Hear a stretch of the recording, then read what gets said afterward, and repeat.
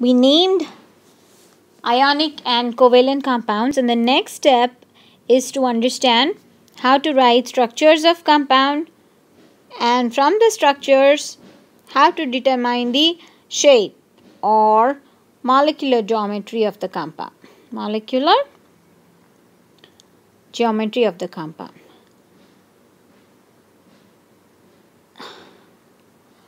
Why is this important? Because the shape of the molecule plays an important role in how the molecule functions. Okay?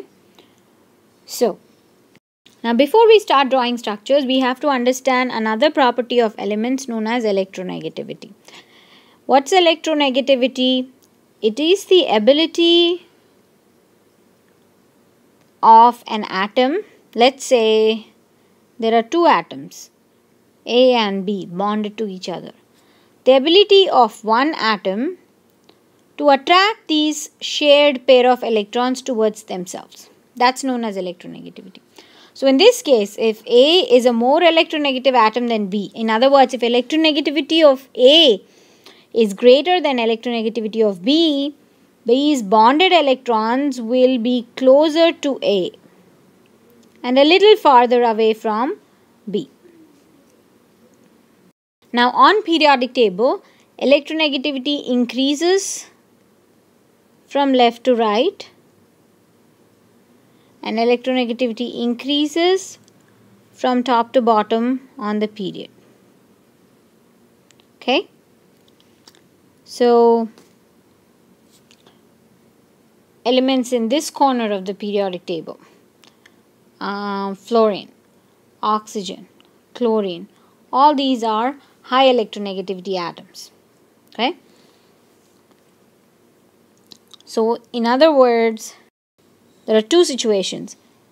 An element A bonded to an element A. Okay? An element A in chemical combination with element B. In this case, A and A, but they both have same electronegativity. So what happens? These electrons are shared equally.